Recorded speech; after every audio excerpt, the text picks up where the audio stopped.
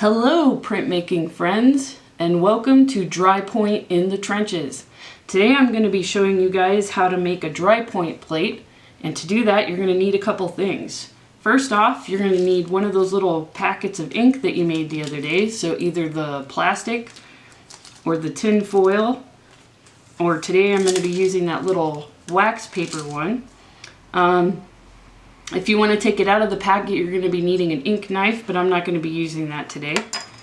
You're going to need a plexiglass plate. If you do not have one though, you can use some garbage that you found around the house. I've got a piece of cardboard here.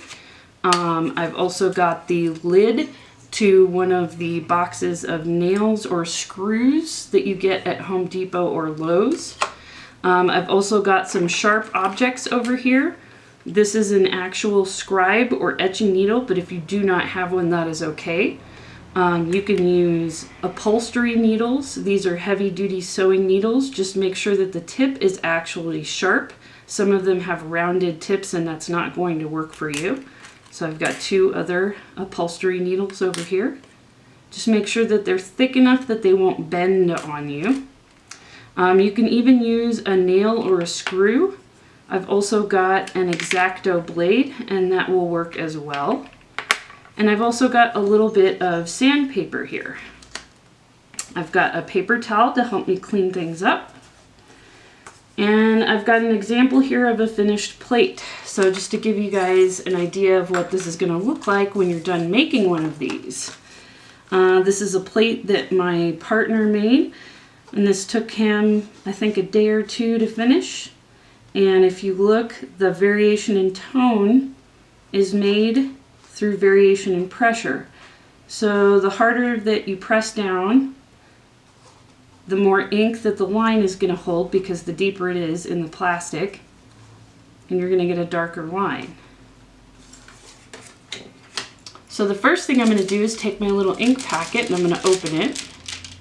And I'm just going to leave it open. I'm not going to transfer it to a different surface because I don't want to clean stuff up later. I'm a little bit lazy.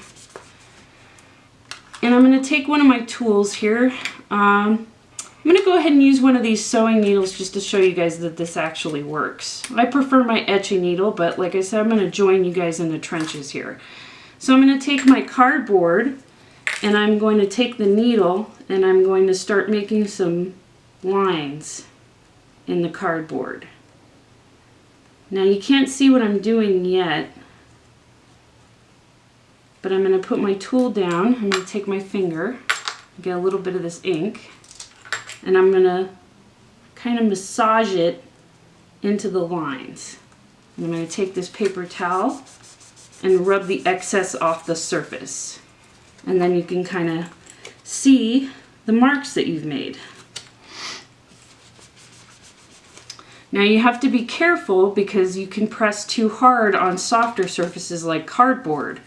So you really want to regulate your pressure. If you press too hard, you can actually tear something like cardboard or a very soft plastic. Now you might like how that looks and you might not, so play around. If you're going for something clean and sharp, this might not be the look that you want. If you like that rough look, go ahead and play around with that. Play around with things that make different kinds of marks, because all those marks are going to hold the ink differently on the surface. Cardboard isn't my favorite though. Plastic seems to be the best way to go when you're making these, but I don't know what you guys have at home, so use what you have, but try to find something made of plastic. So here's that little lid from the nails and the screws, and I'm going to use my sewing needle here and I'm going to start pressing into the lid, and I'm going to vary how hard I'm pressing down. I'm going to start light and kind of increase the pressure, get some of my ink, kind of massage it into the lines.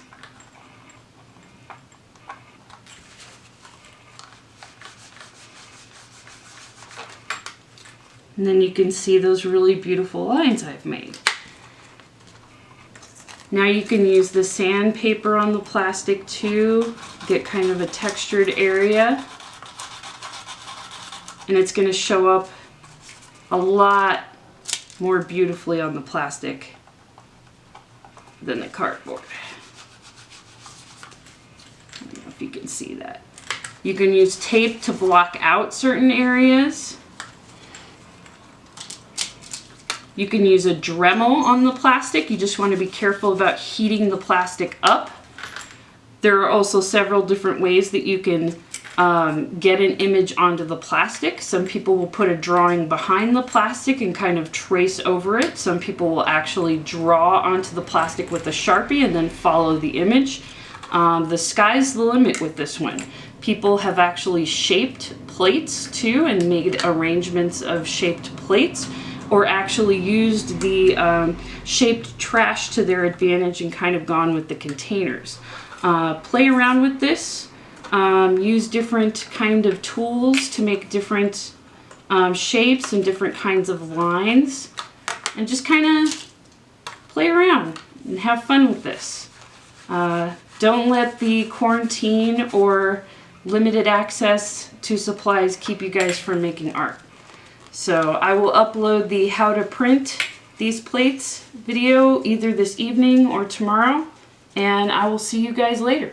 Have fun with this.